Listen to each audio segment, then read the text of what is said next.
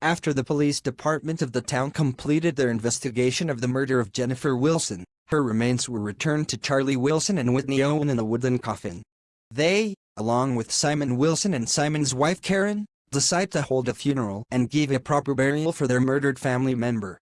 Since my sister-in-law was buried here 22 years ago, we have agreed to bury her again at this location, and with a small headstone to mark her final resting place. Now I understand why my brother insisted that I and my family couldn't live here again. He must have feared we would learn the truth about Jennifer's fate. At least now she will finally have justice done for her. Let it be so. Amen. Amen. Amen. Amen. And let us move forward to redeem ourselves as much as possible from the stains left behind by Leonard and Ted. Never again must we tolerate bullies and corruption among us. We must always seek to do the highest good instead. Would it shock you to know that before today, I never once set foot in this mansion? Really? Why not? One of the reasons why Simon and Leonard didn't get along well was because of Simon choosing me to be his wife. My parents were farmers, and Leonard thought Simon could have chosen someone better. Well, I already knew Leonard was something of an elitist. But that's stupid. Indeed. Without farmers, our society wouldn't even exist. That's right.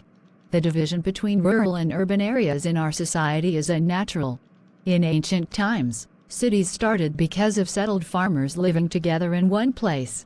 The split between rural and urban areas was a result of the Industrial Revolution. Anyway, Simon and I want you to know how thankful we are for our daughter-in-law Whitney acquiring this property and marrying our son Charlie, thus keeping it in the family.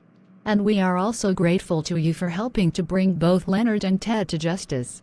You and your children and grandchildren will always be welcome to live here. Later, at the next meeting of the town's ruling council. Mrs. Smith, are you going to run for mayor again? You will be up for re-election next year. Actually, I have decided to not run again, for 2 reasons.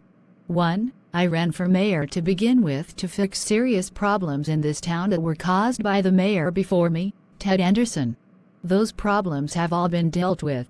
And second, I am well aware that my public reputation was tarnished by my affair with my ex-husband Steve and my subsequent beating in her jail cell of Cindy Everson. I don't want to risk getting defeated because of those scandals by a right-wing bigot that might try to drag the town back to the way it was a decade ago.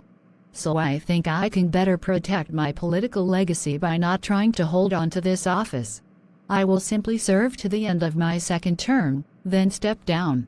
I think that's a wise decision. It would certainly silence a lot of your critics. So who is going to run for mayor instead? One of us, perhaps. Not me. My husband was the politician. I spent most of my life as his housewife. I'm only on this council because Mrs. Smith convinced me that I needed to redeem the family name. Sandy told me the same thing. And I have run for mayor before and I can run for it again. You lost that race, Simon. You want to risk losing again? Well, I'd rather lose to you than to someone 10 times worse, like Lee Lord. I appreciate the suggestion, but I have 0 plans to run for mayor again. It wasn't as productive as I'd hoped. I'm better off running the high school. We can just wait until someone else throws their hat in the ring and then respond accordingly. Now, shall we consider the town's budget for this year?